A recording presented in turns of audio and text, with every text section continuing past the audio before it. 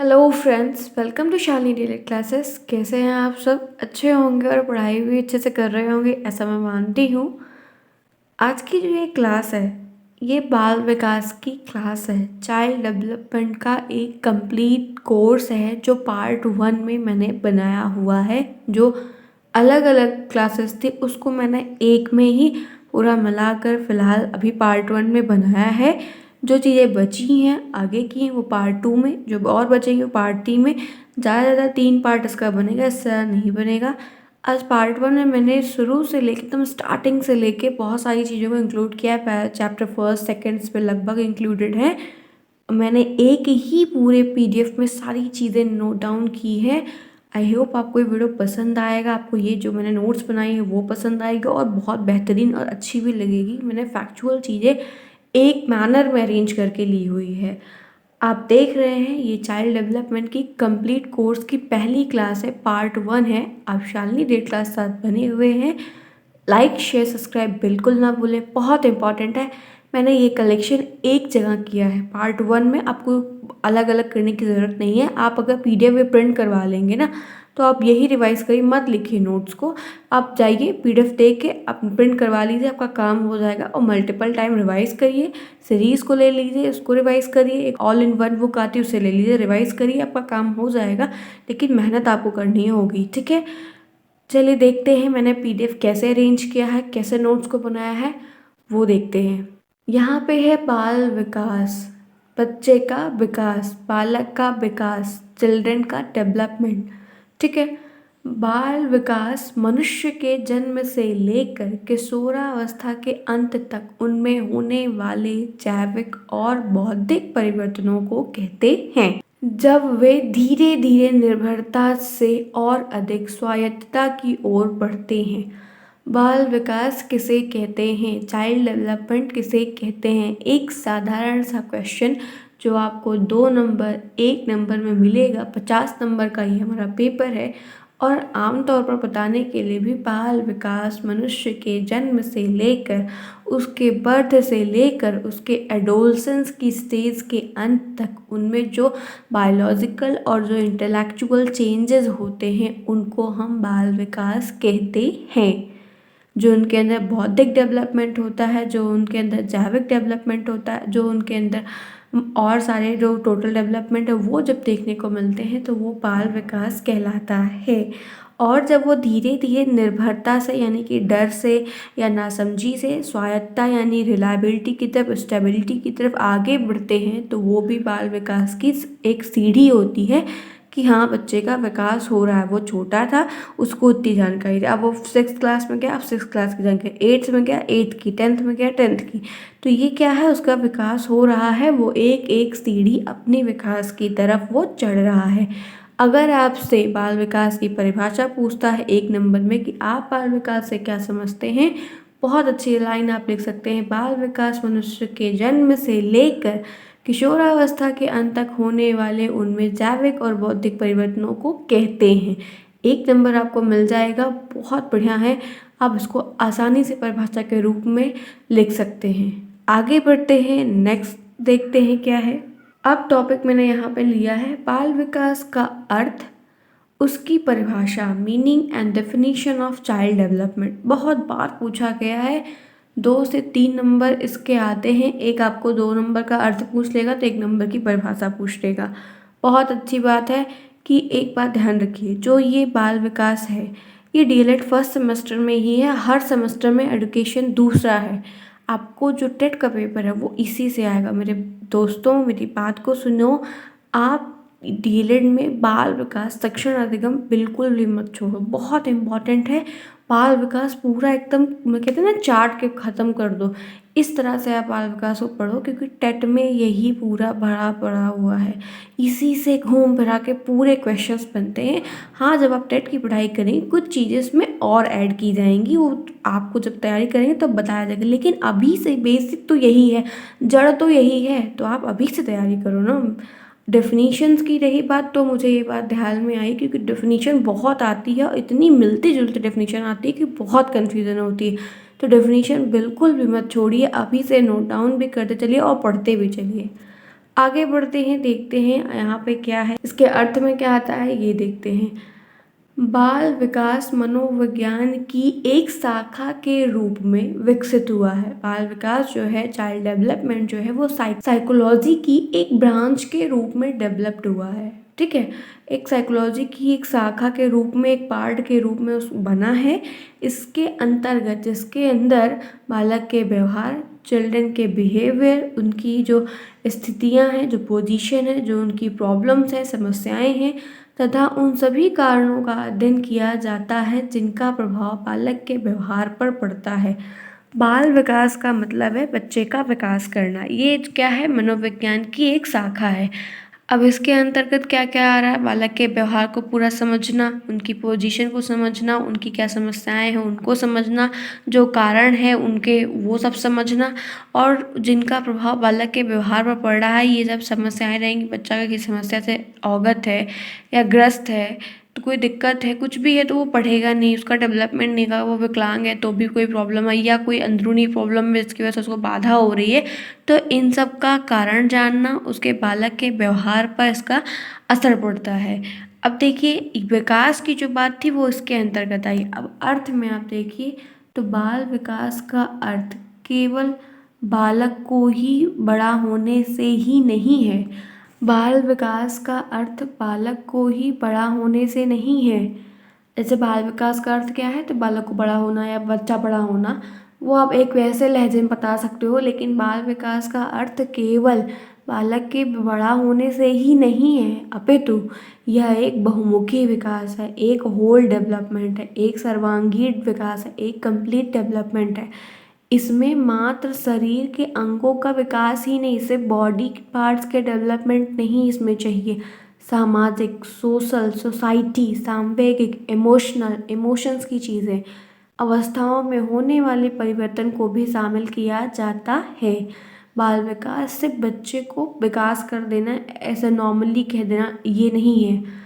ये एक पूरा कंप्लीट प्रोसेस है। इसमें सिर्फ शरीर का ही विकास नहीं कि बच्चा बस लंबा हो रहा है, बढ़ता जा रहा है, एकदम मोटा हट्टा कट्टा होता जा रहा है, ये कोई बात नहीं हुई, ये कोई विकास नहीं हुआ।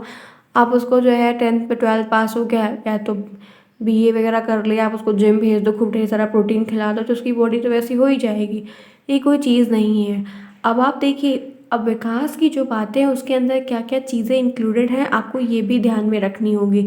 तो सोसाइटी की जो बात है वो भी बहुत अच्छी होनी चाहिए, उसका इमोशंस का जितना विकास है वो अच्छा होना चाहिए, उसके भाषाई विकास अच्छे होने चाहिए, उसकी बौद्धिक विकास एक अच्छी होनी चाहिए। ये सारी चीज़ें इसके अंदर इंक्लूडेड होती हैं। जब एक बच्चे के अंदर ये सारे विकास होंगे, तब उसका आप मानिएगा कि इसका बहुमुखी विकास हुआ है, इसका सर्वांगीण विकास हुआ, हाँ ये सक्सेसफुल है।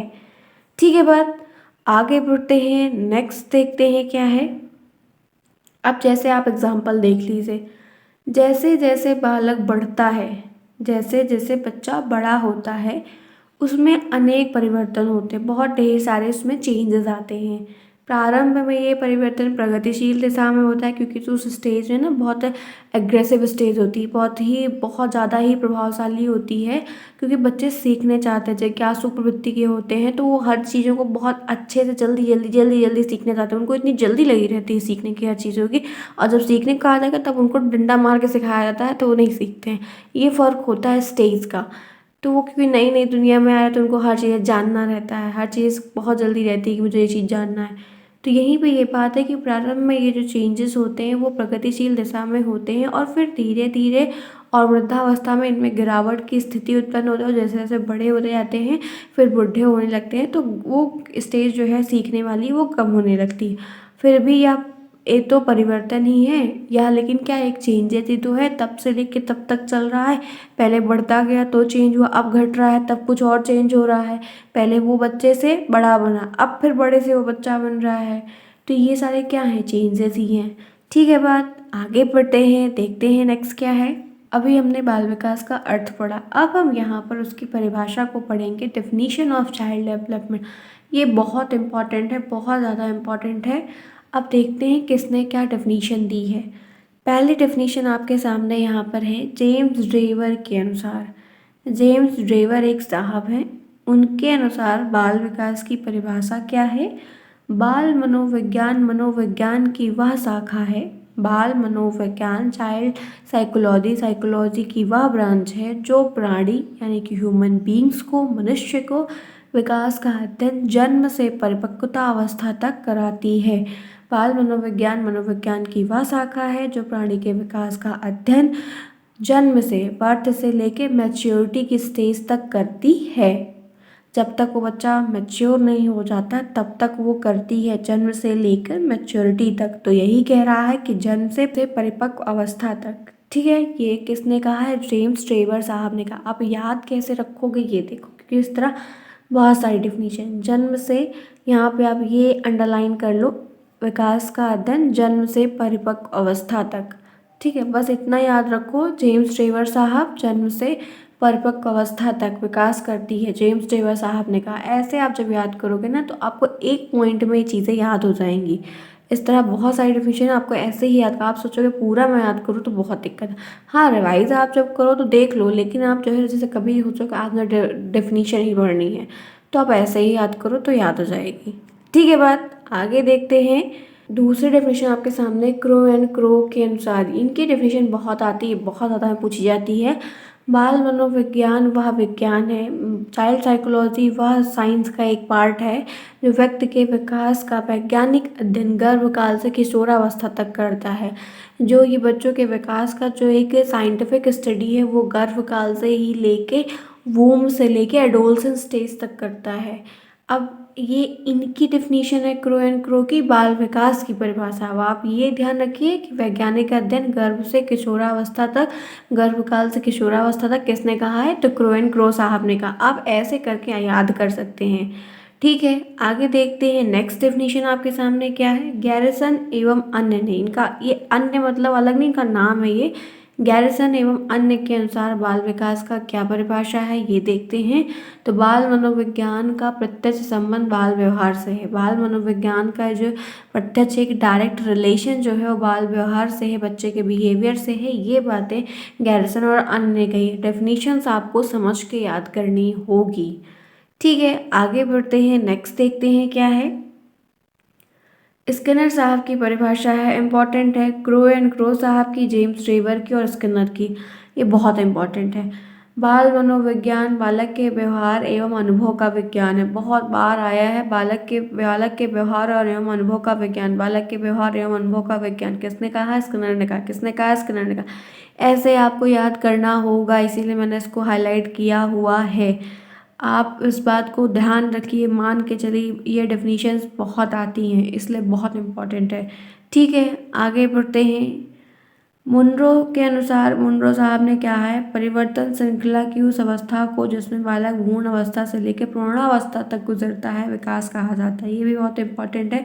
बहुत अच्छी बात इन्होंने की, परिवर्तन श्रृंखला जो चेंजेस की एक श्रृंखला चल रही है, अब ये चेंज, अब ये चेंज, अब ये परिवर्तन, अब ये परिवर्तन, अब ये परिवर्तन, उस अवस्था से लेकर जिसमें बालक भ्रूण अवस्था से, वूम से लेकर प्रौढ़ावस्था तक जब तक वो बड़ा नहीं हो जाता है तब तक किस स्टेज से गुजरता है, पास होता है, वह विकास कहलाता है, वह विकास कहा जाता है। ठीक है, बात आगे बढ़ते हैं नेक्स्ट डेफिनेशन की तरफ। हरलॉक साहब ने एक डेफिनेशन दी है, देखते हैं वो क्या है। मैडम हरलॉक की एक डेफिनेशन है, यहाँ पे देखिए।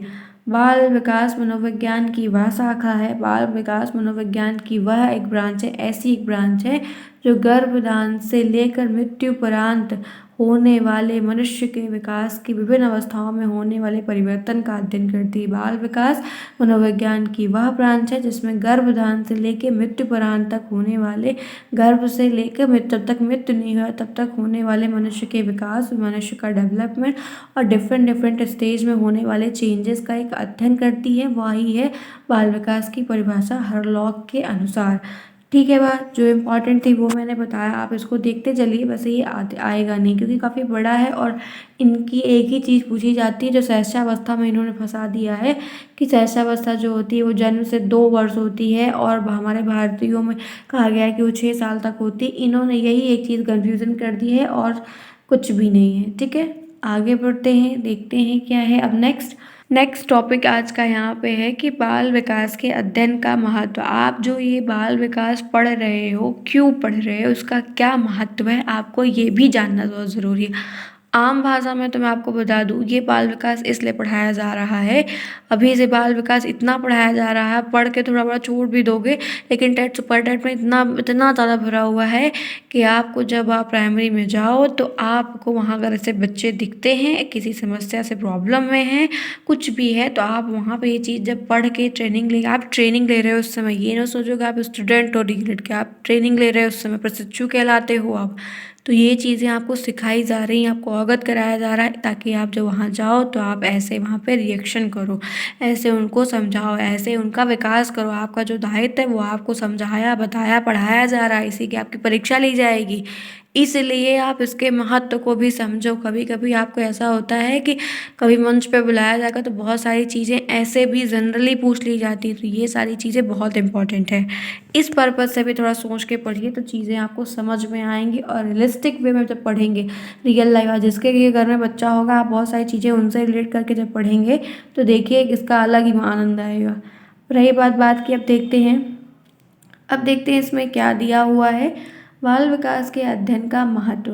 बालक के जन्म से लेकर किशोरावस्था के अंत तक उनमें जैविक और मनोवैज्ञानिक बालक के जन्म से लेकर किशोरावस्था के अंत तक उनमें अजैविक और मनोवैज्ञानिक परिवर्तन होते रहते हैं, जिसके फलस्वरूप बालक के भावी जीवन की संरचना का एक खाका खिंच जाता है। क्या कह रहा है कि बालक के जन्म से जब बच्चा बर्थ लेता है, बर्थ होता है उसका, तब से लेकर एडोलसेंस की जो स्टेज ख़त्म होती है, उनमें जो बायोलॉजिकल साइकोलॉजिकल जो चेंजेस आते हैं या होते रहते हैं, जिसके फलस्वरूप बालक के भावी जीवन की एक संरचना का एक खाका खिंच जाता है। खाका का मतलब यहाँ पे है कि बच्चा किस दिशा में जा रहा है, उसका जैसे स्कूल में गया पढ़ रहा है, किस लायक बनेगा या उसके अंदर क्या क्या क्वालिटीज़ है, क्या कैरेक्टरिस्टिक है, कैसा वो इंसान बन रहा है, ये चीज़ें समझ में जब होता है ना। बहुत लोग बहुत ग्रीडी है, दैट मीन लालची हैं, बहुत लोग बहुत एटीट्यूड वाले हैं।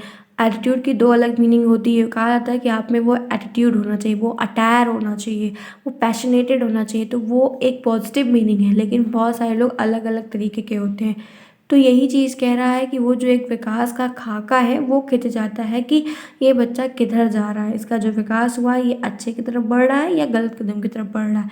तो ये एक संरचना बन जाती है जो सभी को दिखती, माता पिता को भी और टीचर्स को भी। ठीक है, बात आगे देखते हैं। वर्तमान समय में बाल विकास विषय का अध्ययन अत्यंत महत्वपूर्ण हो गया। आज प्रेजेंट समय में बाल विकास का जो अध्ययन है बहुत ही ज़्यादा ज़रूरी हो गया है।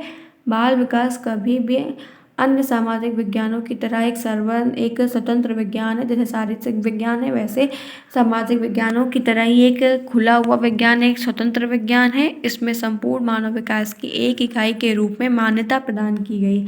इसे संपूर्ण मानव विकास की एक इकाई के रूप में इसे मान्यता प्रदान की गई है कि इसमें ये चीज़ें ऐसी होंगी, या उसमें ये स्टेजेस आएंगी, या इसमें ये डेवलपमेंट देखने को मिलेंगी। ठीक है, बात आगे बढ़ते हैं, देखते हैं नेक्स्ट टॉपिक क्या है। अभी तक हमने महत्व को जाना, ठीक है, कि बाल विकास का महत्व क्या है, क्या ज़रूरी है, ऑब्जेक्टिव क्या है, उसका एम क्या है या कहाँ तक है। बाल विकास के उद्देश्य आपसे 2 नंबर में लिखने को ये आ सकता है, चांसेस बहुत ज़्यादा है। अब आप एम समझिए, क्योंकि हर एक काम को करने का कोई ना कोई एम होता है। जैसे आपका एम है प्राइमरी में टीचर बनना, तो वैसे ये जो बाल विकास है इसका भी एक एम है। क्या है वो समझते हैं। बाल विकास के अंतर्गत शिक्षक को इस बात का ज्ञान कराया जाता है कि बालक की अंतर्निहित शक्तियों का विकास कैसे हो। बाल विकास चाइल्ड डेवलपमेंट के अंदर टीचर को यह बात बताई जाती है या उनको ज्ञान दिया जाता है, समझाया जाता है कि बालक की अंतर्निहित शक्तियों का, जो उसके अंदर अंदर छुपी हुई जो शक्तियाँ हैं, पावर, उसको कैसे विकास किया जाए, निखारा। क्योंकि बच्चा जब एक क्लास में है, एलकेजी में, यूकेजी में, फर्स्ट में, सेकेंड में, आप कैसे जानोगे कि उसके अंदर क्या क्वालिटी। जब आप उसको पढ़ाओगे, उससे जुड़ोगे, उससे मित्र व्यवहार करोगे, तब आप जानोगे कि ये बच्चा इस कला में निपुण है। तो जब आप जान गए हो, आप उसके टीचर, आपका तो दायित्व है कि उसकी उस कला को, उसको मोटिवेट करके निखारो। ये नहीं कि उसको डांट के बैठा कर दबा दो। ये कोई तरीका थोड़ी होता है कि आपकी क्लास में 10 बच्चे हैं, थोड़े कम साफ कपड़े पहन के आए हैं, थोड़े गंदे हैं। हाँ, अगर आपको ऐसा कुछ है कि आप उनसे दूरी बनाओ तो बच्चे पढ़ेंगे क्या? ऐसा कभी नहीं हो सकता। अगर आप ऐसा करते हैं तो आप बहुत गलत काम कर रहे हैं। वो बच्चे हैं, वो उनकी कंडीशन है कैसे हैं, उनको स्कूल में आने के लिए साफ़ सुथरा कपड़ा मिलता है, प्राइमरी में ड्रेस मिलता है, जूता मिलता है, बैग मिलता है। उनको उस चीज़ के लिए आप डांटो कि जो चीज़ यहाँ से मिली है उसको आप करके आओ, ताकि वो डिसिप्लिन वे में रहना सीखें। अगर वो थोड़ा गंदे हैं तो आप उनको गंदगी से निकालो, ऐसा थोड़ी कि आप उसमें एक ढीला और रख दो कि यार दब जाओ। ये कोई बात नहीं होती, ये आपका दायित्व भी नहीं है, ये आपको सिखाया भी नहीं जा रहा है, तो ऐसा बिल्कुल ना करें। इसीलिए बच्चों के अंदर जो शक्तियाँ हैं, जो उनके अंदर कलाएँ हैं, उनको निखारो, उनको बाहर निकालो। ठीक है बात। दूसरा पॉइंट यहाँ पर है, बाल विकास के माध्यम से ही बालक का चौमुखी विकास होता है। मतलब ये एक ऐसा तरीका है जिसके द्वारा बालक का चौमुखी विकास होता है, मतलब ऑल राउंड डेवलपमेंट होता है, चारों तरफ से विकास होता है, जिसमें बालक का व्यक्तित्व जिसमें बालक की जो व्यक्तित्व है, जो उसकी पर्सनैलिटी है, उसको निखारा जा सकता है, उसको सजाया जा सकता है, उसको रूप दिया जा सकता है, उसको आगे बढ़ाया जा सकता है, उसको रास्ता दिखाया जा सकता है। तो बालक का चौमुखी विकास होता है, बालक की अंतर्निहित शक्तियों का विकास होता है। आपको ऐसे, इसीलिए मैंने हाईलाइट किया। हाईलाइट करने का मतलब समझो आप लोग, ये चीज़ें आप ऐसे भी लिख के चले आओगे, बालक के अंतर्निहित शक्तियों का विकास होता है, बालक का चौमुखी विकास करने के लिए है, तो ये सारी चीज़ें पॉइंट के रूप में हो जाएंगी। अब देखते हैं तीसरा पॉइंट यहाँ पर क्या है। बाल विकास का प्रमुख उद्देश्य बालक की अंतर्निहित शक्तियों का विकास कर उसे कुशल नागरिक बनाओ। उनकी शक्तियों का विकास करो और उनको कुशल नागरिक बनाओ, एक सही नागरिक बनाओ, वो कुछ लायक बन सके या वो कुछ अपनी लाइफ में अचीव कर सके, सक्सेसफुल इंसान बन सके।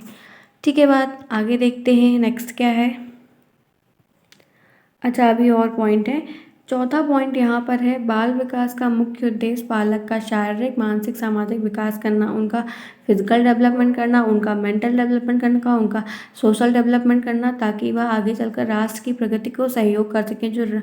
अगर आप एक बच्चा है, आप 10 बच्चों को अच्छे से पढ़ा रहे हो, उनकी शक्तियों को निखार रहे हो, उनको डेवलपमेंट करवा रहे हो, शारीरिक भी, मानसिक भी, सामाजिक भी, तो उनको इस लायक बनाना कि राष्ट्र की प्रगति, जो ये कंट्री का डेवलपमेंट हो रहा है, उनमें अपना सहयोग दे सकें, उनमें वो कुछ ऐसा बना सकें या ऐसा कुछ कर सकें, ऐसे पद पोस्ट पर रहें जो राष्ट्र की प्रगति में अपना हाथ योगदान दें, अपना हाथ लगाएं। ये बात यहीं पे कही जा रही है। ठीक है बात।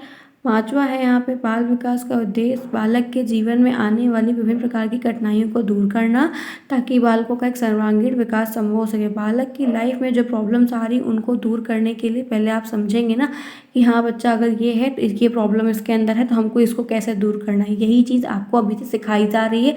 जब आपको ऐसे कोई बच्चे मिलेंगे तो आप वहाँ पर ये रूल अप्लाई करके उसकी इस प्रॉब्लम को दूर करेंगे। ठीक है बात। आप उस प्रॉब्लम को दूर करने का एक माध्यम बनेंगे। ठीक है, यही टीचर का दायित्व होता है। आगे बढ़ते हैं, नेक्स्ट देखते हैं क्या है। अभी तक हमने एम को जाना, अभी तक हमने एम्स को देखा कि चाइल्ड डेवलपमेंट का एम क्या है। अब यहाँ पर है बाल विकास के क्षेत्र, scope of child development. Child development का स्कोप क्या है। ठीक है, बाल विकास के अंतर्गत निम्नलिखित क्षेत्र हैं। बाल विकास के अंतर्गत बहुत सारे क्षेत्र हैं। कहाँ कहाँ इसका स्कोप है, क्यों ज़रूरी है, कहाँ कहाँ तक ये फैला है, ये जानते हैं। ठीक है, तो पहला है शारीरिक विकास। इसके अंदर शारीरिक विकास आता है, फिजिकल डेवलपमेंट इंक्लूडेड है। इसके अंदर मानसिक विकास, मेंटल डेवलपमेंट ज़रूरी है। वहाँ पे ही अपना चारों तरफ से एकदम फैला हुआ है, चारों तरफ से एकदम फैला हुआ है। संवेगात्मक विकास, इमोशन में अपना दबदबा बनाया हुआ है। सामाजिक में भी इसका यही रोल है, सामाजिक विकास करने के लिए। चारित्रिक विकास, कैरेक्टर को डेवलप करने के लिए। भाषा का विकास करने के लिए बहुत इंपॉर्टेंट है। और सृजनात्मकता का विकास, यानी कि क्रिएटिविटी का विकास में भी इसका स्कोप बहुत ज़्यादा है।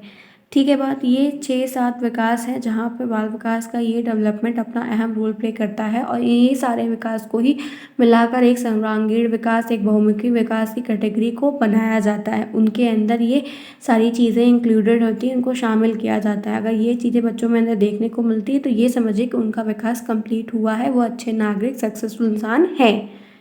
ठीक है बात। आगे देखते हैं क्या है। अब हम एक एक क्षेत्र को अच्छे से डिटेल में डिस्कस करके डिफाइन करेंगे कि क्या चीज़ें हैं।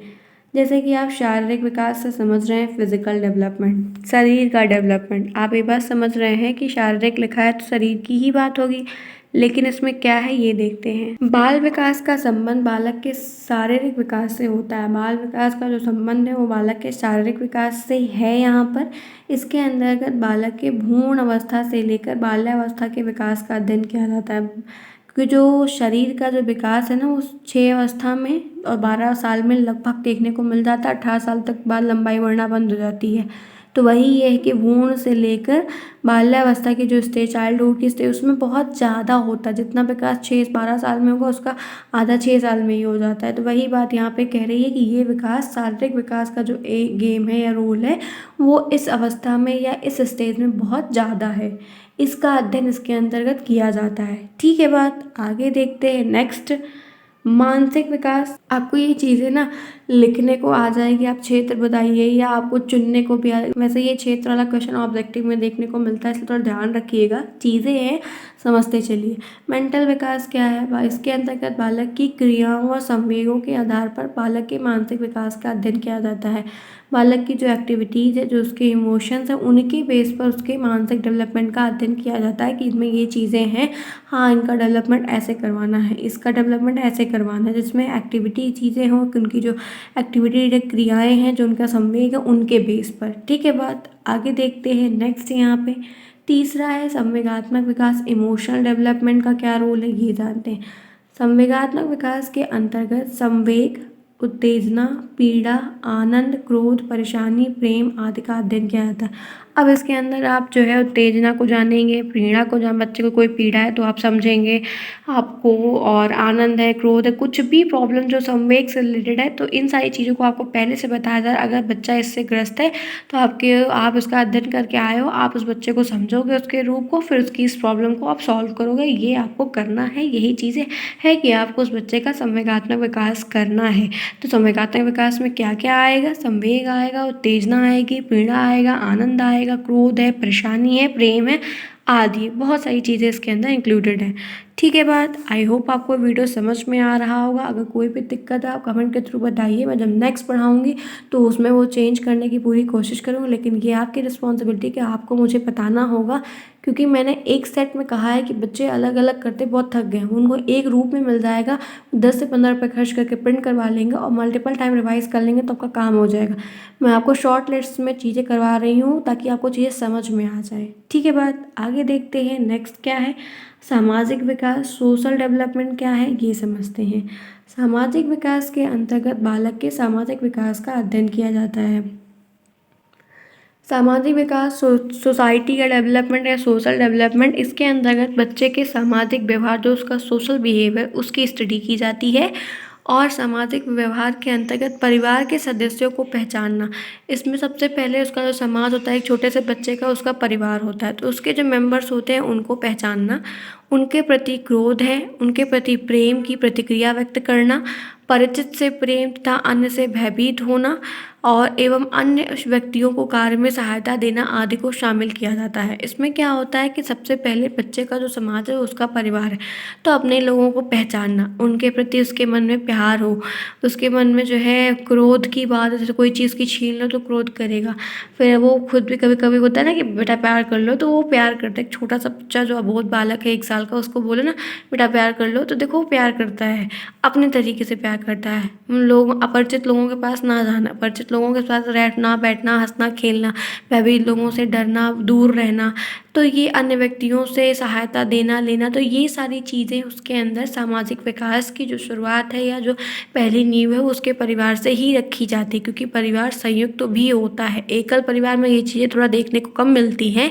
जिनमें माता पिता और एक भाई एक बहन रहते हैं। लेकिन जहाँ पे दादा दादी, चाचा चाची रहते, भैया भाभी रहते, बुआ रहती हैं, बहुत सारे लोग रहते हैं संयुक्त परिवार में, तो वहाँ पे उसका एक अच्छा समाज हो जाता है। वहाँ पे हर एक इंसान से उसको कुछ ना कुछ प्यार, स्नेह और आशीर्वाद, ये सारी चीज़ें मिलती हैं। तो ये सारी चीज़ें बहुत महत्वपूर्ण होती हैं एक बच्चे के सामाजिककरण में। ठीक है बात, आगे बढ़ते हैं नेक्स्ट, देखते हैं क्या है। 4th यहाँ पे है चारित्रिक विकास। कैरेक्टर का जो डेवलपमेंट है वो भी बहुत ज़रूरी है। चरित्र से भी इंसान अच्छा होना चाहिए, अपने धर्म और चरित्र को भी मानना चाहिए। गलत है कि लोग करें कुछ नहीं, फैशन में तो सब बदल रहा है, नहीं ये गलत है, मानना चाहिए, उनके रूल्स को मानना चाहिए, अपने पूर्वजों की बात को सुनना चाहिए, अपने बड़ों की बात को सुनना चाहिए, उनके आशीर्वाद में बहुत ताकत होती है। इसके अंतर्गत बालक के शारीरिक अंगों के प्रयोग, जो उनके शारीरिक अंग हैं उनका प्रयोग, सामान्य नियमों के ज्ञान, जो जर्नल रूल्स हैं उनका ज्ञान होना चाहिए, अहम भाव की प्रबलता ये सारी चीज़ें भी नहीं होनी चाहिए। आज्ञा पालन की प्रबलता, सारी बात को मानना, नैतिकता का उदय है, कार्यफल की प्राप्ति, चेतना की भावना आदि को सम्मिलित किया। चारित्रिक विकास का मतलब है कि एक अच्छा कैरेक्टर लेके विकास करना, अच्छा कैरेक्टर का इंसान होना, उसमें संयम होना, उसमें धैर्य होना, उसमें अहम ना होना, आज्ञा को पालन करना, गुरु को अच्छी नज़र से देखना, माँ बाप का सम्मान करना, माँ बाप की हर एक बात का पालन करना, जो जैसा वो कहते हैं वैसा करते, क्योंकि माँ बाप ने बच्चों को पाला है तो गलत रास्ता बिल्कुल नहीं दिखाएंगे, दबाव नहीं डालेंगे। आप उनकी हर एक बात को मानो। नैतिकता का उदय होता है इस समय, आपके कार्यफल में वृद्धि होती है। जब आपका एक संयुक्त परिवार है, आपने कोई काम किया, आपके माँ बाप ने आशीर्वाद, दादा दादी ने आशीर्वाद, तो उनका वो जो आशीर्वाद है, उनकी तपस्या है, उसका फल आपको मिलता है, लगता है वो चीज़। तो ये सारी चीज़ें क्या है, एक अच्छा कैरेक्टर, एक अच्छे परिवार में अच्छा बच्चा जन्म लेता है, अच्छा कुशल इंसान बनता है, वो इतनी चीज़ों को सीखता है, समझता है, लोगों से रिलेट करता है, तो ये उसका एक अच्छा सा चरित्र निखार के होता है ना कि चरित्रवान लड़की है, चरित्रवान लड़का है। तो ये बातें, कैरेक्टर्स की जो बातें हैं, उसके अंदर इतने इतने गुण जो एक चरित्रवान की परिभाषा को निर्धारित करते हैं, वो उसके अंदर देखने को मिलते हैं। अरे उनके बच्चे देखो कितने अच्छे हैं, कितने चरित्रवान हो, लड़की जो है ऐसी, तमाम बातें देखने को मिलती है ना। ये चरित्र वगैरह की जो बातें हैं, थोड़ा शादी ब्याह का जब फंक्शन होता है तो थोड़ा और ज़्यादा उठती है, या कोई समाज में बात हो रही है तो वही होता है कि फ़लाने का बच्चा ऐसा है, उनका बच्चा ऐसा है। तो ये सारी चीज़ें बहुत इंपॉर्टेंट होती हैं। ये जो शब्द है इसका एक मूल्य है, ख़राब बातें नहीं है, बहुत अच्छी बात है। ठीक है, बात आगे बढ़ते हैं, नेक्स्ट देखते हैं क्या है। सिक्स्थ यहाँ पे है भाषा का विकास, लैंग्वेज डेवलपमेंट। वो क्या है, बालक के भाषा विकास का अध्ययन भी बाल विकास के अंतर्गत आता है। जो बच्चे की भाषा है उसके विकास का भी अध्ययन इसी के अंदर आता है। बहुत सारी चीज़ें इसमें इंक्लूडेड होती हैं, सिखाया जाता है। अब देखते हैं क्या है, बालक अपनी आयु के अनुसार विभिन्न प्रकार की ध्वनियों और शब्दों का उच्चारण कर, जैसे जैसे बड़े होते जाते हैं अलग अलग प्रकार की ध्वनियाँ, पहले वो रोएंगे, बलबलाएंगे, बै बै करके करके डांटेंगे। होता है ना कि बच्चे उसको देख के कोई चीज़ होती है तो डांटते हैं, गुस्सा करते हैं, उनकी कोई चीज़ फेंक दो। तो ये सारी चीज़ें हैं, ध्वनियाँ हैं, इनके शब्द चेंज होंगे, पहले बाबा बुआ ऐसे बहुत कुछ बोलते हैं। धीरे धीरे वो शब्दों को सीखते हैं, विभिन्न प्रकार की ध्वनियों और शब्दों से उनका उच्चारण होता है। और भाषा विकास में ये बातें हैं कि आप जैसे भाषा भी बहुत इंपॉर्टेंट होती है। अभद्र भाषा बोलते हैं, कितना अभद्र है, कितना इमैनर में है। तो जब क्या है, बच्चे का आप अगर डेवलपमेंट चाहते हैं तो उसमें बोली तो अच्छी होनी चाहिए ना। इसलिए तो बोला जाता है जिसकी मधुर वाणी वो हर एक काम करवा सकता है। जैसे कोई काम किसी से करवाना हो या कोई भी चीज़ हो, करवाना ही काम नहीं तो ये तो एक सेल्फिशनेस हो जाएगी। लेकिन अगर आप एक अच्छे इंसान हो तो थोड़ा मीठा बोल के देखो, आपका हर एक काम हो जाएगा, चाहे परिवार हो या बाहर हो। मधुर वाणी बहुत अच्छी होती है, आप उसको पैसा खिलाओ या उसको आप गुलाब जामुन खिलाओ, सबसे अच्छा है कि आप मीठे के 4 बोल बोल दो। वो देखिए आपका हर एक काम हो जाएगा, आप चाहे किस भी फील्ड में रहो। इस बात को आप ध्यान रखिएगा। ठीक है, बात आगे बढ़ते हैं। नेक्स्ट पॉइंट यहाँ पर है बाल विकास की विभिन्न अवस्थाएं। अब यहाँ पे खेल शुरू हुआ। अभी तक जितनी चीज़ें थी वो एक अच्छी चीज़ें थी, समझने लायक चीज़ें थी। अब बहुत सारी चीज़ें जो उसमें अवगत थे, समझते भी थे। अब जो है परिभाषा उसमें बहुत इंपॉर्टेंट जो टेट में आती थी, बहुत ज़्यादा, बहुत ही ज़्यादा। और जो चीज़ें थी वो समझने लायक थी। अगर उससे रिलेटेड आपसे कुछ डीएलएड में पूछ ले तो आप ऐसे बना के 2 लाइन लिखती थी, वो उसके लिए था। लेकिन अब जो सारा खेल शुरू हुआ है ना, वो ये स्टेज का शुरू हुआ है। ये टेट में एकदम भर भर के आया हुआ है और डीएलएड में भी बहुत ज़्यादा। अब यहाँ से अटेंशन करके बहुत ज़्यादा फोकस होकर के चीज़ों को सुनिए कि मैं क्या आपको समझाना चाह रही हूँ या बताना चाह रही हूँ, मेरा क्या मोटिव है या मेरा क्या एम है। ठीक है, अब देखिए बाल विकास की विभिन्न अवस्थाएं, different stage of child development. Child development की अलग अलग स्टेजेस क्या है इसके अंदर, ये समझते हैं। डॉक्टर अर्नेस्ट जोन ने बाल विकास की मुख्यतः 4 अवस्थाओं में विभाजित किया। डॉक्टर अर्नेस्ट जोन है, इन्होंने बाल विकास को मेनली 4 भागों में डिवाइड किया। बहुत लोगों ने 7, 11, 12 ऐसे डाला, इसीलिए मैंने ये भी बता दिया कि अर्नेस्ट जोन ने इसको 4 भाग में डिवाइड किया। पहला क्वेश्चन, कितनी स्टेज है, 4। ठीक, किसने किया, अर्नेस्ट जोन ने। दूसरा क्वेश्चन, अब वो 4 स्टेज कौन कौन सी है ये देखते हैं, आप पहले से अवगत भी हैं। पहली है शैशव अवस्था, दैट मीन इन्फेंसी की स्टेज, जन्म से 5 वर्ष या 6 वर्ष तक आपको बुक में मिलेगा। आपको अवस्थाओं के नाम मिलेगा, 1 क्वेश्चन, उनका काल पूछेगा, 2 क्वेश्चन। हरलॉग मैडम का अगर फंसा देगा तो जन्म से 2 वर्ष है, याद रखिएगा। ठीक है, दूसरा है बाल्यावस्था, दैट मीन चाइल्डहुड, 6 से 11 या 12 वर्ष तक है। आपको यहाँ पे कन्फ्यूज़न हो जाएगी कि आपको देखिए दोनों भी मिल सकता है, बुक अलग अलग पब्लिशर की अलग अलग है, ठीक है। तो बस आसपास ही रहेगा, बहुत ज़्यादा दूर नहीं रहेगा। तो चाइल्डहुड का एक क्वेश्चन ये, उनका कालक्रम ये। तीसरा है किशोरावस्था, एडोलसेंस की स्टेज है, 12 से 18 वर्ष तक आपको मिलेगी ये। प्रौढ़ावस्था है, और 18 वर्ष के बाद की जितनी भी भूमिकाएं हैं, अवस्थाएं हैं, वो प्रौढ़ावस्था के अंतर्गत आती हैं। बहुत इंपॉर्टेंट है, वेरी वेरी इंपॉर्टेंट है, बहुत बार पूछा गया। बी फोकस्ड होकर चीज़ों को समझिए और सुनिए, ठीक है। बात आगे बढ़ते हैं, नेक्स्ट देखते हैं क्या है यहाँ पर। अब यहाँ पर है शैशव अवस्था, इनफेंसी की स्टेज, इनफेंसी की स्टेज, ठीक है। शैशवावस्था को जीवन का सबसे महत्वपूर्ण काल भी कहा जाता है। जीवन का सबसे महत्वपूर्ण काल शैशवावस्था, किसको कहा जाता है? शैशवावस्था। पहला क्वेश्चन आपको यही मिल गया। आपको 1 नंबर का क्वेश्चन ऐसे ही पैराग्राफ में पढ़ने को आपको 1000 बार बोलती हूँ कि पैराग्राफ पढ़ो, उसमें से क्वेश्चन बनाओ कि क्या इस पैराग्राफ से कितने क्वेश्चन आ सकते हैं। यह बाल विकास की प्रथम अवस्था होती है। बाल विकास की प्रथम अवस्था शैशवावस्था। दूसरा क्वेश्चन, जन्म से लेकर 6 वर्ष तक होती है। शिशु को अंग्रेजी में इन्फेंसी कहते हैं, या लैटिन भाषा के इन्फेरी शब्द से मिलकर बना है, जिसका अर्थ होता है जिसका अर्थ होता है बोलने के अयोग। बोलने के अयोग मतलब वह बच्चा जो बोल नहीं सकता है, क्योंकि जन्म से 6 वर्ष तक है, अरे वो 1 डेढ़ साल के बाद बच्चे धीरे धीरे करके बोलने लगते हैं, 2-3 साल तक पूरा बोलने लगते हैं, वो उनका प्रोनाउंसिएशन, उच्चारण जो है साफ हो जाता है। लेकिन पहले तो अबोध रहते हैं, एकदम नहीं बोल पाते थे, यानी कि वो बोलने के योग्य नहीं होते। इन्फेंसी का मतलब ये लैटिन भाषा का शब्द है। तीसरा क्वेश्चन आपको यहाँ पे किस शब्द से बना है, तो ये आपका चौथा क्वेश्चन इन्फेरी से बना है। इसका अर्थ क्या है? बोलने के अयोग्य, यानी कि वो अभी इतने योग्य नहीं है कि बोल सके, बोल नहीं सकते हैं ऐसे बच्चे, ठीक है। ये स्टार्टिंग का है, वरना आप सोचो कि 6 साल तक तो बच्चा कूदने लगता है, ऐसा नहीं, एकदम स्टार्टिंग वाली बात मैं बता रही हूँ। इन्फेरी शब्द का मीनिंग क्या है कि बोलने के अयोग्य बच्चे, ठीक है। अब देखो, जीवन का सबसे महत्वपूर्ण काल शैशवावस्था है, और विकास की प्रथम अवस्था शैशवावस्था होती है, जन्म से लेकर 6 साल तक चलती है। और इसका ये अर्थ है, आपको ये जानना है शैशवावस्था का ओरिजिनेशन कहाँ से हुआ है? लैटिन भाषा से हुआ है, इन्फेंसी शब्द से हुआ है, बोलने के अयोग्य इसका शब्द का मीनिंग है। शैशवावस्था जीवन का सबसे महत्वपूर्ण काल है और प्रथम अवस्था है, जन्म से लेकर 6 वर्ष तक चलती है।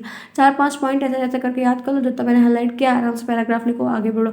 आपको शैशवावस्था की परिभाषा पूछ लेगा, शैशवावस्था से आप क्या समझते हैं, आपको ऐसा पूछ लेगा, तो ये पूछने के अभिप्राय पूछ लेगा, बहुत सारे तरीके हैं पूछने के, लेकिन आपको मोटा मोटा उसका मुद्दा या शैशवावस्था में यही यही बातें आएंगी, इसको तो आपको ही समझना होगा, ठीक है। बात आगे बढ़ते हैं नेक्स्ट प्रश्न की तरफ।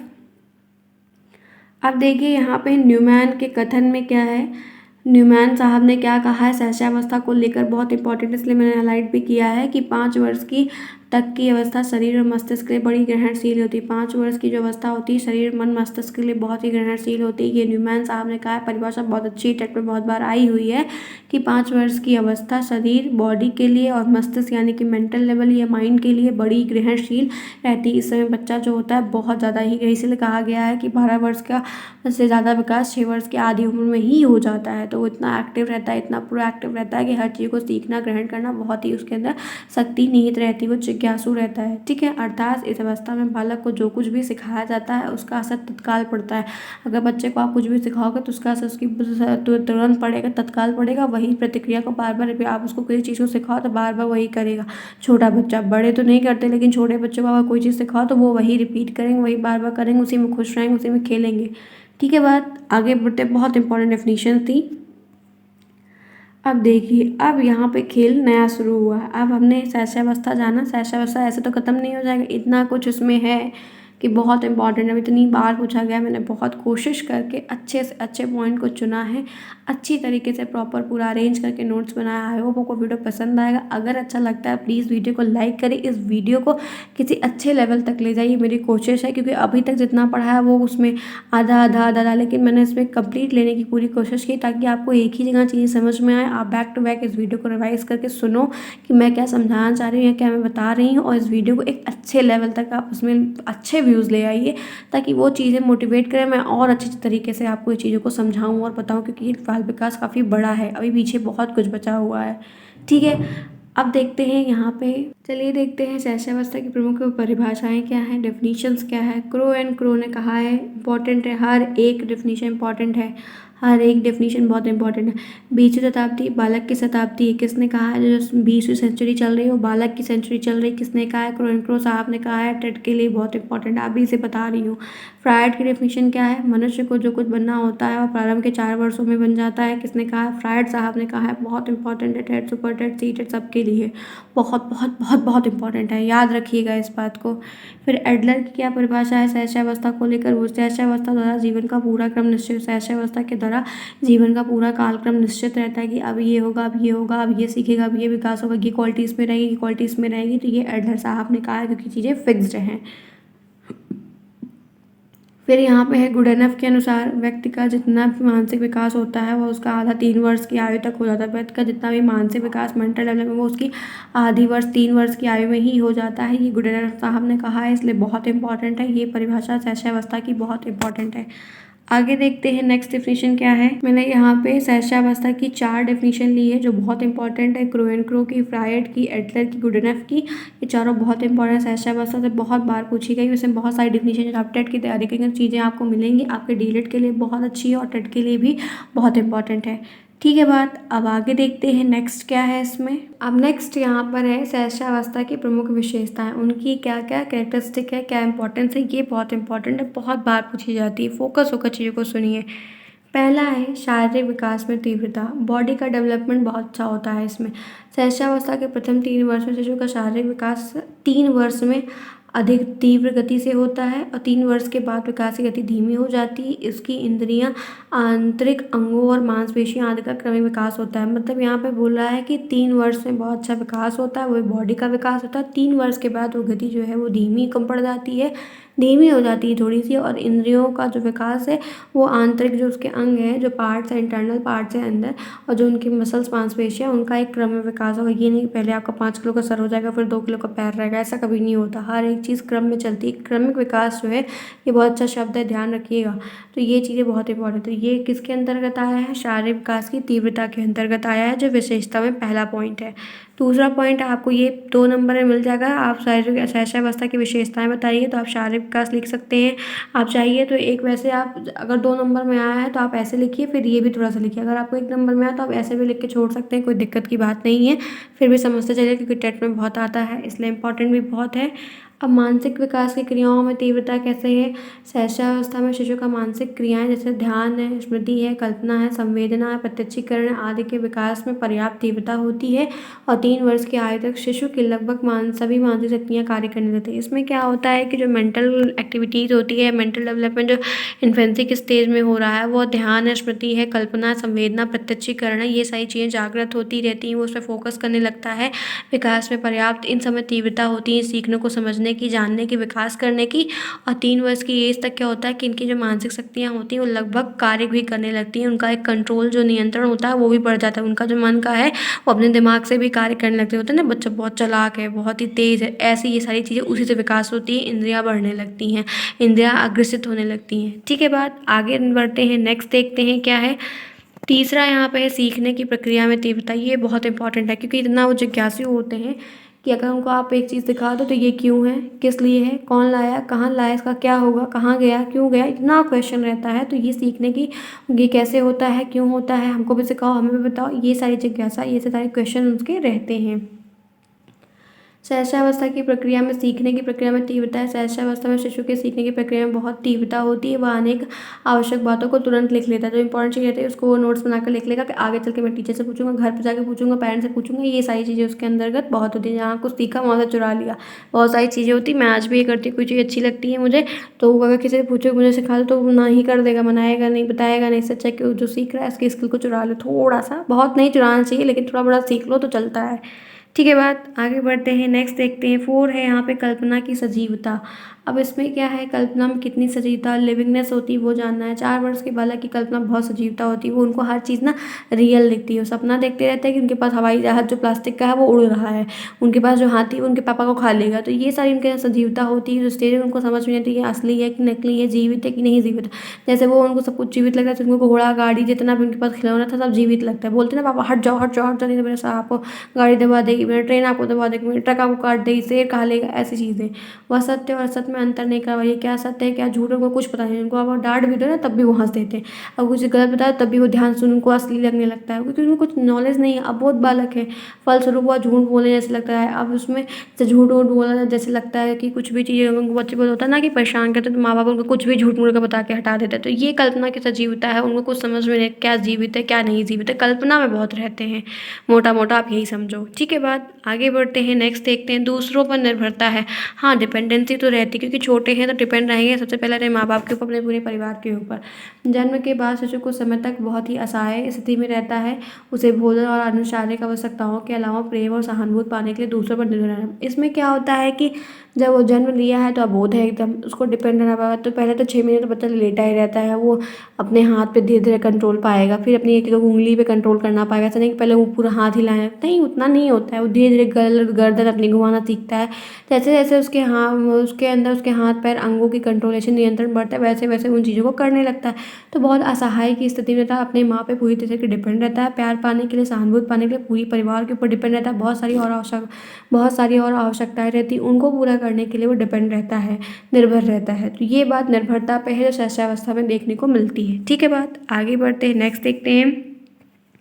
छठा यहाँ पर है आत्म प्रेम की भावना है। आत्म प्रेम की भावना क्या है? शैशवावस्था में शिशु अपने माता-पिता, भाई-बहन आदि के प्रेम को प्राप्त करना चाहता है। जितने भी उसके सगे संबंधी उनका वो प्यार पाना चाहता है। साथ ही साथ वह यह भी चाहता है कि प्रेम उसके अलावा किसी और को भी ना मिले।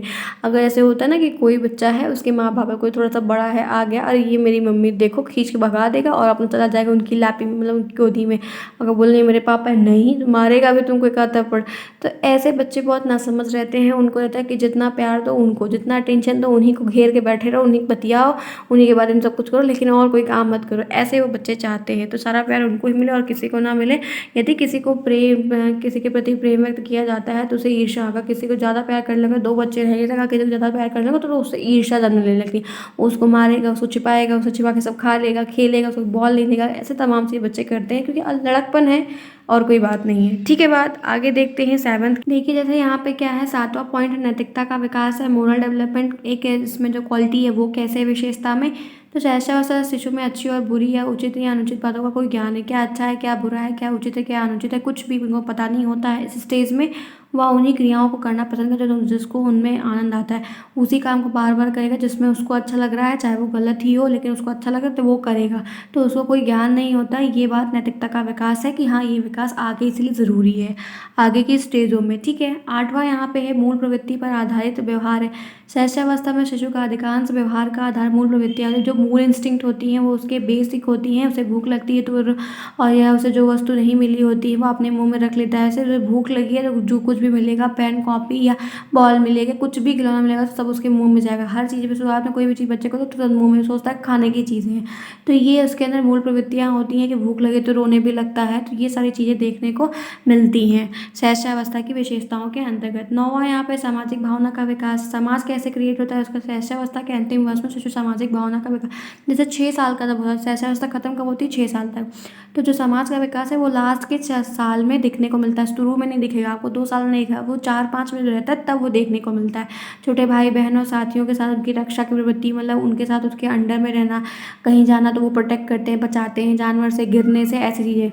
और वह 2 से 6 वर्ष तक के बच्चों में साथ खेलना पसंद करते हैं। जब वो बड़े होने लगते हैं, बच्चा बड़ा होने लगता है तो छोटे बच्चों के साथ खेलना पसंद करेगा। वो अपनी वस्तुओं और खिलौनों को दूसरों को साझा करता है, शेयर करता है। शेयर अदर्स की चीज़ें सिखानी चाहिए। ऐसे होता है कि 2 बच्चे जुड़वा हैं या घर में और भी कोई बच्चा या कोई और बच्चा बाहर से आया है तो अपने खिलौनों को देना, उनके साथ खेलना, खाने की चीज़ें कोई जिसको शेयर करना। तो ये सामाजिकता का विकास जो है लास्ट के स्टेज में देखने को मिलता है, लास्ट के सालों में देखने को मिलता है। ठीक है बात, आगे देखते हैं 10वां यहाँ पे संवेगों का प्रदर्शन कैसे करते हैं। 2 वर्ष की आयु तक के बालक लगभग सभी संवेग का विकास, मतलब 2 वर्ष का जब बच्चा रहता है जितने भी संवेग है, क्रोध, भय, प्रेम, घृणा, ये सब डेवलप हो जाते हैं, विकास उनका हो जाता है। हाँ, कम मात्रा में हो एक बात है, लेकिन बाल मनोविज्ञान शिशु में मुख्य रूप से 4 संवेग होते हैं। पहला क्वेश्चन बहुत इंपॉर्टेंट है, कितने संवेग हैं? 4, भय, क्रोध, प्रेम और पीड़ा।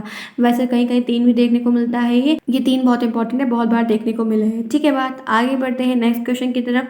दोहराने की प्रवृत्ति है 13वां पॉइंट यहाँ पे, ये विशेषता के रूप में जो बच्चा आप बोलो कि ला तो ऐसा होता है बच्चा ला नहीं, ये दोहराने की प्रवृत्ति क्या, आप उनको कुछ भी बताओगे तो वही चीज़ को रिपीट किया जाएगा। कोई बात बोले तो वही वो रिपीट करेंगे, दोहराएंगे। ऐसा अवस्था में दोहराने की प्रवृत्ति बहुत प्रबल होती है। होती है। आप कोई चीज़ को सुन लिए, देख लिए, कहीं भी कुछ है, डांस है, गाना है या कोई भी चीज़, तो वही बार-बार रिपीट करेंगे, बार-बार वही रिपीट करते हैं। उसमें शब्दों और गतियों को दोहराने की प्रवृत्ति विशेष रूप हाँ, कोई शब्द उनको अच्छा लगा या कोई माँ-बाप ने उनको डाँटा है, कुछ भी कहा है, प्यार में कुछ भी कोई शब्द बोले तो वही चीज़ वो बार-बार रिपीट कर दोहराते बहुत हैं। तो दोहराने की प्रवृत्ति या दोहराने की कला शैशवावस्था में देखने को मिलती है। ठीक है बात, आगे देखते हैं जिज्ञासा प्रवृत्ति। जो जिज्ञासा की प्रवृत्ति है वो बहुत ही जिज्ञासु है। शैशव से जो जिज्ञासा की प्रवृत्ति बहुत प्रबल होती है, वो जो उनकी जानने की क्यूरियोसिटी बहुत होती है, इतनी ज़्यादा होती है, कुछ कहें क्यों है, कैसे है। वह खिलौनों में तरह-तरह के प्रयोग कर वो खिलौनों को तोड़ेंगे, उनका पैर निकालेंगे, उनका हाथ निकालेंगे, फिर उसमें जोड़ेंगे, फिर उनको पहिया निकालेंगे, फिर उसमें लगाएँगे, सब कुछ गिनेंगे कैसे-कैसे, तो ये सब खोजी नेचर जो होता है वो भी बहुत होता है उनमें। वह अपनी फर्श पर फेंक सकता है, फिर उसको उठाएगा, टूट जाएगा, बनाएगा, कुछ भी करेगा, वह उसके भागों को अलग-अलग करता है, सब पैर-वैर निकाल देगा, तोड़ देगा, खिलौना एकदम खिलौना गाड़ी रहेगी तो खटारा बना देता है, ऐसा बच्चा करते हैं। और उसके अतिरिक्त वह विभिन्न बातों और वस्तुओं के बारे में क्यों और कैसे प्रश्न पूछता है।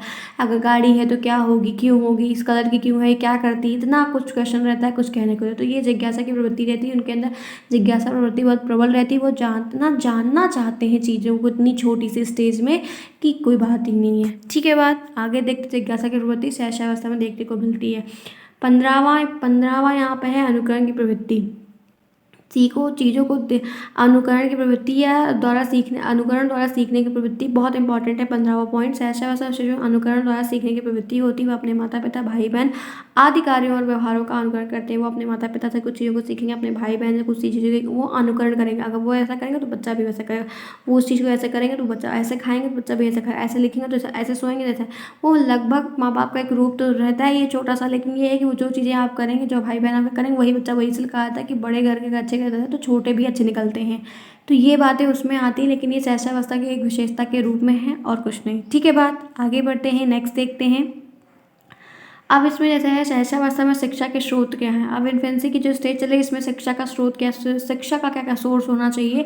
तो वैलेंटाइन के अनुसार यहाँ पे बात की शैशवावस्था सीखने का आदर्श काल है। बहुत इंपॉर्टेंट है कि ये सीखने का एक आदर्श इंस्टिंक्ट काल होता है। शैशवावस्था में बालक के शारीरिक और मानसिक विकास का आधा ही उसे शिक्षा प्रदान, मतलब यहाँ पे है कि शैशवावस्था में बालक का जो शारीरिक विकास है, मानसिक विकास है, उसके आधार पर शिक्षा प्रदान, जैसे बच्चे का विकास रहेगा, जैसे बच्चा तंदुरुस्त रहेगा, जैसे उसका मेंटल पावर डेवलप है, उसी के हिसाब से ज्ञान दिया है। ये नहीं कि अगर आप 6 का बच्चा है तो उसको 12 की क्लास की बात पढ़ाओ, ऐसा नहीं से नहीं।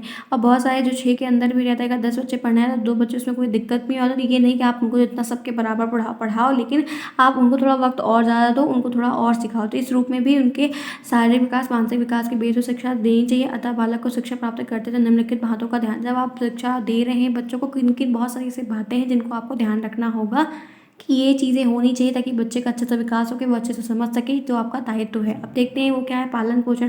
अगर अच्छा पालन पोषण हुआ है, खाए पिए स्वस्थ हैं सारी चीज़ें, तो पालन पोषण बहुत अच्छा प्रभाव डालती है। पालन अगर अच्छे घर में उनका विकास और पालन पोषण अच्छा होता है ना, कि अच्छे माँ बाप के अच्छे बच्चे, तो ये सारी चीज़ें पालन पोषण पर डिपेंड करती हैं। अच्छा आपका पालन पोषण होगा तो आप अच्छे नागरिक ही निकलेंगे, ये सिद्ध है। तो ऐसी बात है। जैसे देखते हैं इसके अंदर क्या है, शारीरिक विकास की तीव्रता के कारण माता पिता और अध्यापक को उसके स्वास्थ्य का पूरा ध्यान रखना चाहिए कि उसका जो फिजिकल डेवलपमेंट हो रहा है, नहीं हो रहा है, ये कमी है तो ये खिलाओ, ये पिलाओ, ये थोड़ा ध्यान रखो। तो माता पिता, टीचर सबको ध्यान रखना चाहिए। इसके लिए बालक को पौष्टिक और संतुलित भोजन, अच्छा और संतुलित भोजन देना चाहिए। और चिकित्सा का मतलब अगर कोई थोड़ी सी भी दिक्कत है तो डॉक्टर को दिखाओ, समझो कोई बात है तो शुरू से जाइए, नहीं कि बाद में बड़ा रूप ले तब आप डॉक्टर के पास जाइए, ये गलत है। ठीक है बात, तो पालन पोषण पहला है। दूसरा, अच्छी आदतों का निर्माण। अब अच्छी आदतें उनके हैबिट्स डलवाओगे, शुरू से ही अच्छी आदत डलवाओगे तभी तो आगे चल के ढंग से हैबिट को सीखेंगे।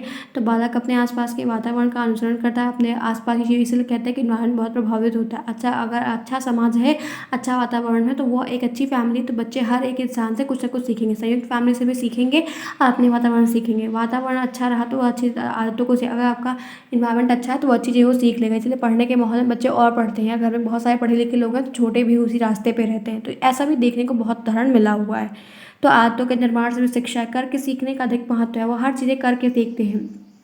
खुद करके जब देखते हैं तो वो चीज़ें बहुत ज़्यादा आती है। एक्टिव तो रहते ही हैं और एक्टिविटी करके सीखते हैं तो उनको आनंद आता है। कैसे है, बालक को स्वयं करके सीखने का अवसर, खुद से करने के सीखने का उनको आप अवसर दीजिए, उनको अपॉर्चुनिटी है कि वो खुद से चीज़ों को करके सीखे, तो उनको आनंद भी आएगा, सीखने में इंटरेस्ट आएगा। करके सीखा हुआ ज्ञान अधिक से, अगर आप कोई चीज़ करके सीखने को उनको देते हैं तो वो उनके दिमाग में परमानेंट छपती है, ज़्यादा समय तक रहती है। इन कंपेरिजन तो आप उनको लर्न करवाओ या आप उनको एक मॉडल या प्रतिरूप दिखा दो। बालक किसी काम को करके सीखने में अधिक आनंद का अनुभव, अगर कोई चीज़ को करने में मज़ा आता है, अगर कुछ से आप बोले कि मेरा गुब्बारा फुलाओ तो उसको मज़ा आएगा, चाहे फुलाना पाए लेकिन उसमें लगा रहेगा। या कोई और चीज़ें हैं, लपेट समेटना है, कुछ भी करना है, बहुत सारी चीज़ें ऐसे होती हैं, कुछ बनाना है तो वो चीज़ें उसी में वो लगा रहता है, चाहे उस क्योंकि उसको उसमें आनंद आने लगता है। तो सीखने का ये भी एक तरीका है, स्रोत है, ठीक है। आप देखते हैं जैसे वार्तालाप का अवसर है, उसे बात करने का आप मौका दो, वो सीखेगा, बात करेगा, तभी तो वो आगे चल के सीख पाएगा। फिर जिज्ञासा की संतुष्ट जो जिज्ञासा उसको संतुष्ट करो, उसको समझाओ। स्नेह, गुण, व्यवहार वगैरह, प्यार, मोहब्बत, प्यार वगैरह जो होता है, लगाव होता है, ये सब की चीज़ें उनको सिखाओ, ठीक है बात। ये सारे सोर्स होते हैं शिक्षा के शैशवावस्था में, ठीक है। आज हमने बहुत अच्छी अच्छी चीज़ों को पढ़ा है। आज की क्लास यहीं तक। आज की क्लास यहीं तक। हमने जितनी भी चीज़ों को पूरा डिटेल में पढ़ा, अवस्थाओं को पढ़ा, परिभाषाओं को पढ़ा, अर्थ को पढ़ा है, बहुत सारी चीज़ें आज हमने यहाँ पे डिटेल में क्लियर की, वो भी एक वीडियो में। आई थिंक आपको ये वीडियो अच्छा लगा होगा। अगर आपको वीडियो पसंद आया तो प्लीज़ चैनल को सब्सक्राइब करिए, वीडियो को लाइक करिए, मुझे कमेंट करिए, दोस्तों में शेयर करिए। इस वीडियो की जो व्यूज़ की नंबरिंग है उसको थोड़ा हाई लेवल पर ले जाइए, ताकि मैं ये बात समझ पाऊँ।